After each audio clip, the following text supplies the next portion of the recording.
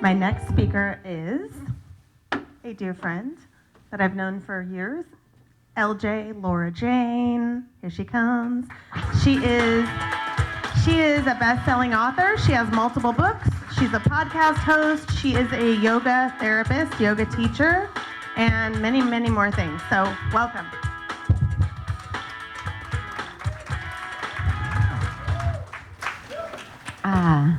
I'm so thankful to be here with all of you, and that's how I felt like I wanted to start this talk, is just thanking you all for being here. And I'm so excited to be a part of this collaboration. It's like, I feel like when we were up here, I was saying it's like a slumber party, even though there's like a couple men involved, but they're not here.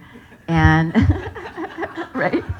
And Kim, I'm so thankful for you in my life as a coach and a friend, and being brave and bringing this forth for all of us. I know this was like a divine download for you to encourage us all to join. And yeah, here we are. This is like the reason, right? To get to connect and meet each other and see old friends that we love. And then who knows how these words, these stories might impact people. So I'm super pumped to be a part of this. And my chapter became titled with this sentence that's become kind of my tagline, my motto, my mantra over the years. It's the yoga. And if some of you know me or have been following me, I've been all about sharing that yoga is not what you think. It's not just the exercises. It's really a system of psychology more than anything. And I've really specifically been interested in things like mental health even before getting into yoga. I've been teaching and speaking and writing about things like yoga and meditation and mindfulness for almost 25 years now. But for me too, it's been a revelation to realize I came to yoga from graduate school in psychology, but that yoga is really a system of psychology more than anything, is one of my big messages. And when I'm saying it's the yoga, I really love to share that yoga really means union, to join, to connect. So anything that can help us feel more connected is really what yoga is supposed to be about. So I'm in this passionate mission, and like more passionate about yoga than ever, which is kind of crazy. And I'm going to start to get more annoying. Sorry to say it. But yeah, so what I like to share when I talk about yoga and how it can help us, how it's more of a system of psychology, a way to take care of our perspectives, and definitely about our practices and what we're doing on more like the daily with how we're tuning ourselves. My brand has come to evolve and be Tune You, which I've come to see it's all about how you tune you, and also to acknowledge that we're all so different. So this is really a personal thing, and the more that you're willing to acknowledge that you've got your unique ways and beliefs, and so the ways that you can find that you can take care of yourself and tune yourself and do that inner work, which is really what I've come to see systems like yoga and meditation and mindfulness can be about, is giving us a chance to drop in, tune into ourselves, have a moment for like a sacred pause more throughout our days, to check out how we're doing, how we're feeling, how we're functioning, how we're flowing, and have some ways that we can shift that and lift that and know that that's not only going to help our experience, but also how we're going to show up in the world, right? And with our loved ones and our communities and people we don't even know. So I've been just loving being on this like yoga trip more than ever, and sharing how it's the yoga in so many ways, and really that yoga also is a spiritual system. And I love some of the speakers before me brought up some things that I feel like are part of my message. Like Diane was talking about how this idea that we're all born with this inherent sense of happiness or peace or love or joy or fulfillment within. Or in a spiritual sense, you could call it like God within, if you like those words. And that's part of what yoga teaches for sure.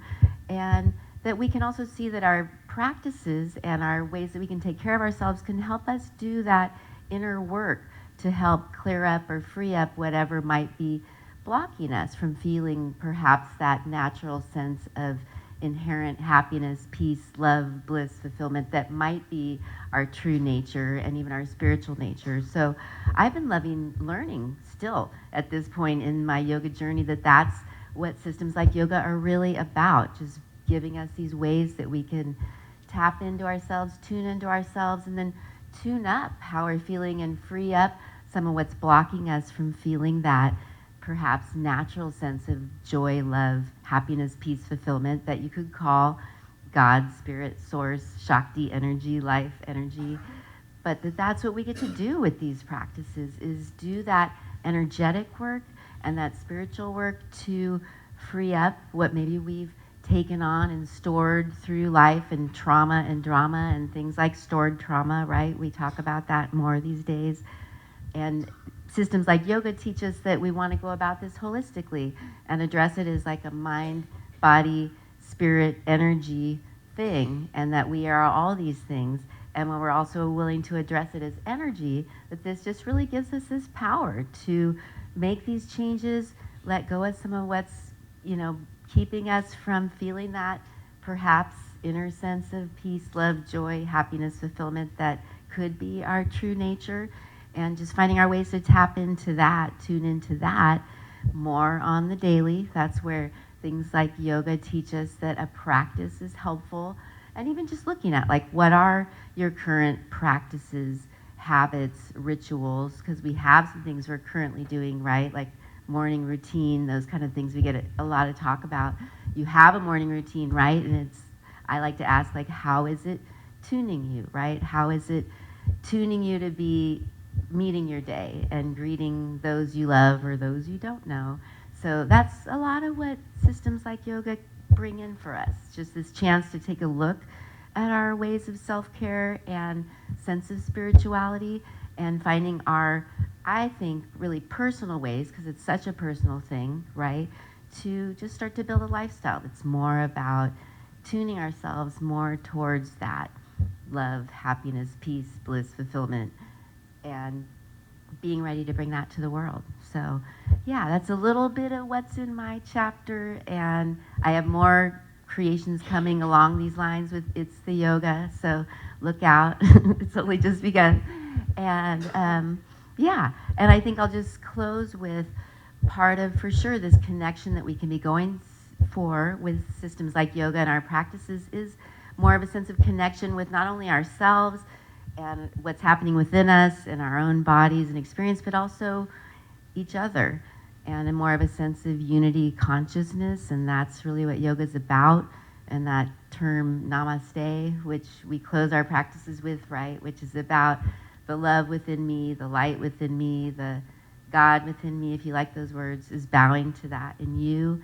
And I just feel like that's a powerful approach for a lot of us to move into, especially in these times, right? To look out at each other. Like one of my favorite yoga teachers says, looking at each other, we could always be like brother, sister, right? And just like back in that awareness. So that's a lot about how it's the yoga.